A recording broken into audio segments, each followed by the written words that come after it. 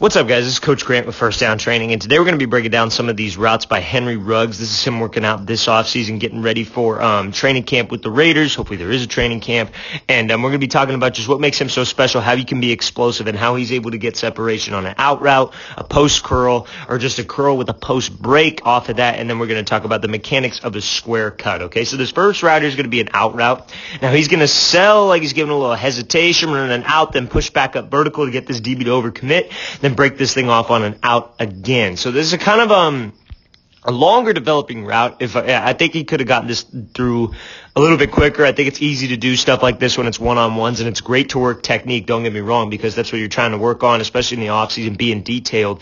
But in a game scenario, might take a hair too long on this one, but we'll watch it full speed, and then we'll break this thing down. So he comes off, a little hesitate, jab to the inside, stick, then push back up vertical. So ball was a little high, obviously, but I think the main thing here is when he comes off, he gives this little hesitation skip, and anytime you're as fast as Ruggs is, right? Anytime you're a little bit quicker of a receiver, you're a burner, you want to give a little bit of a hesitation on stuff, because when you give that hesitation, it gets this DB to hesitate, and then when you push back up vertical, or when you push back up to this break, and you're coming straight at him here, acting like you're going to round off this out, and you kind of break down, that's going to sell. It's just going to get an overreaction from this DB. When you give a little hesitation, and then you push back up vertical, and you're pushing up, or you give a little hesitation, you push inside, and maybe you're going to work like a 3-step slant, and then you're working a sluggo route, right? So anytime you give a hesitation, then kick up into second gear, it's going to force a reaction out of this DB when you're a little bit faster than everybody else. You're on the quicker side. You're one of those smaller guys that's just a burner, or even a bigger guy. We give a hesitation here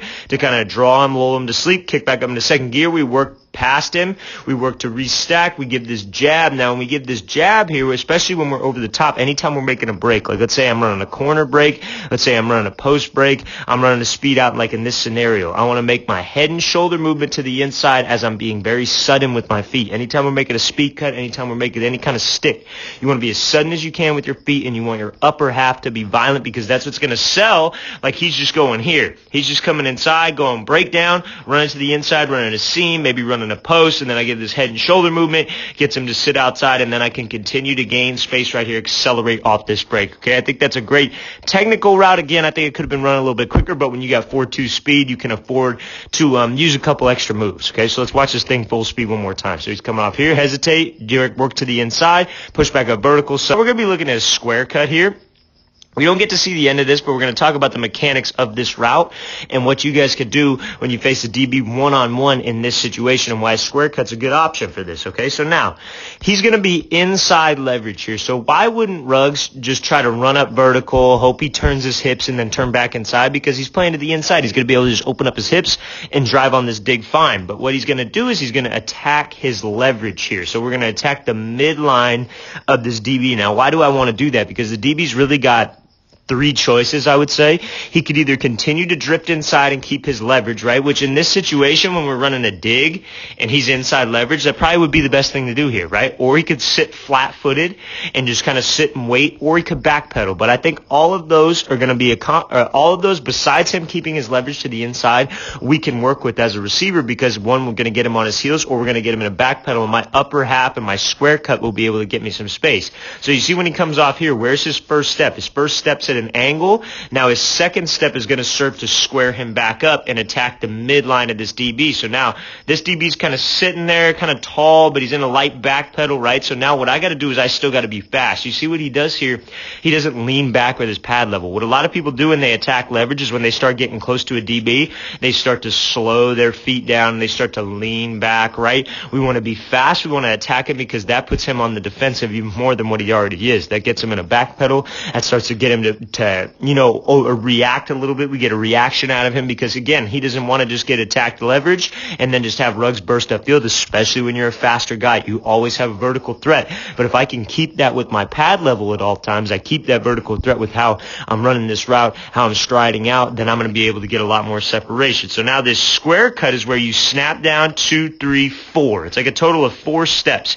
And you see the separation he's able to get. I know this clip cuts out, but you could just imagine him with 4.2 speed accelerating off this break and running. So we're mainly going to talk about the feet at the top of the route. So When we're running a square cut, what a lot of people do is they'll break down and they'll just chatter and they'll beat the drum with their hands and then they'll make one stick to the outside, right?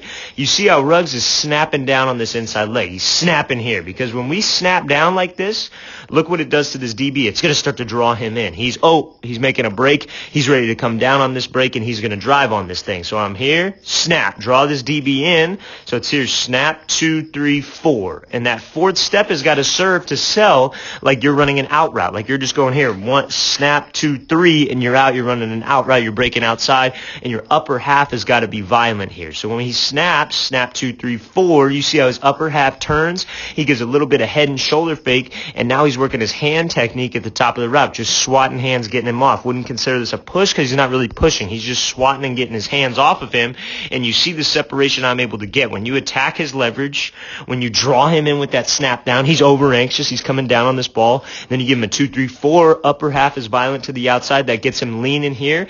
And then when we're in this position, guys, I know we can't see it, but you can only imagine because of how fast Ruggs is. But for high school receiver, college receiver, who's ever watching this, youth ball receiver, when we get separation at the top of this route, I got to pump my arms and drive out of this break. I got to really accelerate out to continue to get space on this guy, especially off the speed cut, right? Because it's 4 steps, so it maybe takes a little bit longer, right? It's a little bit longer of a move at the top of the route, but quarterback knows it's man coverage, especially when it's off man. We got to give him a move at the top of the route. I can't just run this thing and get out of it quick. Quarterback knows, okay, I got to buy a little time, especially if he's getting pressure or if it's like a 5 or 6 man blitz or 5 or 6 man rush, I should say, and then give him this violent head fake to the outside. Bam. Let him get some space. Let him accelerate out. That's a good route here. I really like this route. Let's watch it full speed one more time. So again, attack and leverage. 1, 2, 3, 4.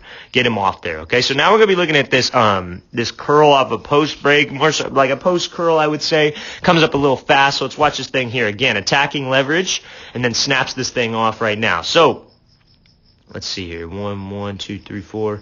Yeah, okay. I would consider this a post curl. I would consider this route a post curl. But you see how off the line of scrimmage, because here's the deal. I have a video that I did about 3 days back where you could run a curl just straight off of a post stem. So it's one stick to the post, and then you just snap down off that inside leg. And mainly that's for like a That's also, I like that in an off-man scenario, but that would be more so like you're attacking the outside of this DB. You make this post break to try to get him to turn those hips, or you make it off of like a rocker step, whatever it might be, and then you snap it off. So that's the difference of it, because that will come up a little bit quicker.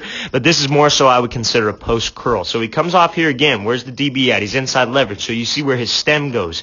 His stem goes to the inside. We always want to be attacking this midline, right? Comes off, attacks this midline, right? And you see, he's not picking his chest up. He's still fast. He's still pumping those arms. He's still closing the gap. He makes this sudden stick, and look where he's at.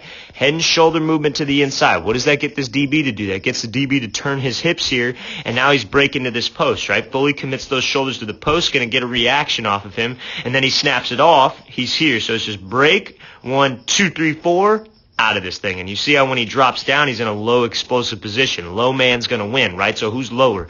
Ruggs is lower, especially if the quarterback gets it out soon. This is a position where he could pump those arms and drive out, because this DB, he has no idea where we're going, right? And that's what makes DB so hard. So if I can make my routes fast, I can not have an indicator with my pad level. I'm in and out of breaks quick. I'm going to be able to get a lot of separation. That's a great job here by Ruggs. Let's watch this thing full speed one more time. So coming off here, attack, leverage, break, 1, 2, 3. In and out of this break, drive off this thing, accelerate back to the ball. All right, guys, I really want to thank you for watching. I really appreciate it. If you're a receiver and you want me to take a look at your route running, you want me to break it down, just like I broke down this video, we could look over game film, we could watch film together, however you want to do it. Check out that link in the description that says send me a film breakdown. Hope to get you guys signed up on my website. And you guys have any questions, please feel free to leave those in the comments. I'll see you guys next time.